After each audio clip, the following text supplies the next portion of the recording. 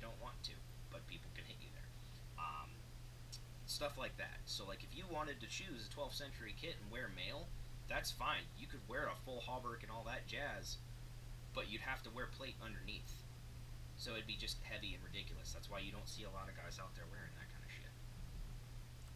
And that's why you see a lot of representation across the centuries.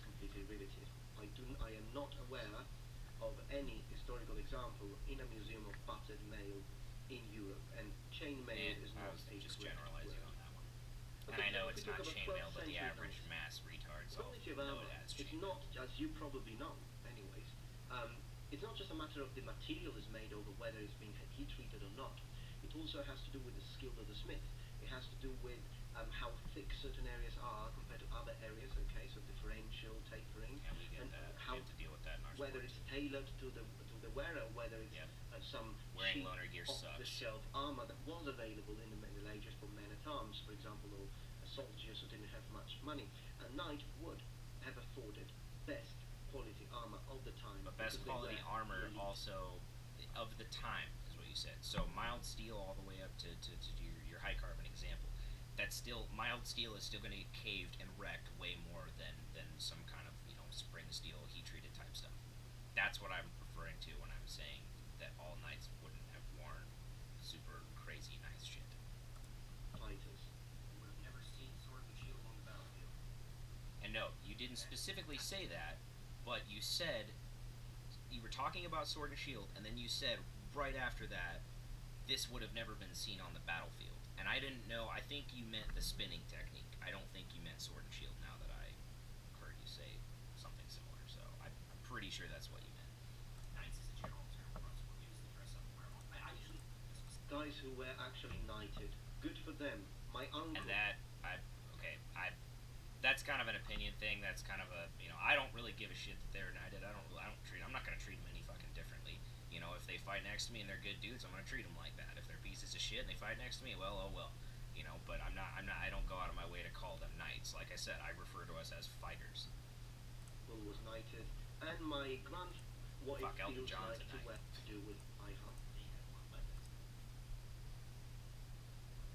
They would have sword. Look, and all these grappling techniques, they are just a fraction of all the techniques that a medieval fighter could use.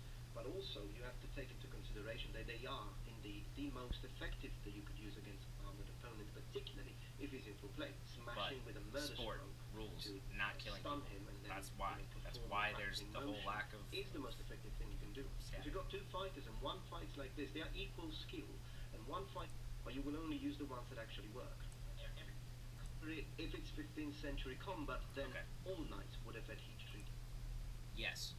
But, like I just said before, that's why we have Eastern armors and stuff like that. We just allow people to wear armor of the era if they can document it. And again, 50-year gap, okay? And I posted these rules, I posted links to these rules so there wouldn't be this confusion, but people are lazy and they don't want to look. Not saying that that's you, I'm saying all these people in the comments that think they know everything. Armor. Again, absolutely adamant. Why? Because knights were freaking wealthy. Their treatment for armor a little bit, and I think it was 15. And I'd really like to see that documentation on the high carbon armor. Steel, which has a too high content of carbon, steel, are in the links below. Okay. And that was basically the end of it. So again, I want to basically re-apologize. I'm sorry I used all the foul language and all that. I'm a passionate guy, and you did. Maybe, not, you didn't mean to, but you insulted the entire, HMB, WMFC M1 ACL. You insulted the steel fighting community. So, thank you for your apology. Thank you for being so respectful. And I hope that my answers answered most of the stuff. I know it's kind of hard. I can't just. I'm not good with the computer stuff. I wish I could like pull up pictures of all this shit and whatnot while I was doing this. But yeah, find me on Facebook, Adam Balder Vordermark, and I'll gladly talk about this shit all day with you. Send you links to all this stuff and all that jazz. Show you specific examples. I just did it with a couple of guys the other day. But yeah, so thanks, man. Keep doing what you do. And if you have any other questions, just let me know. So later.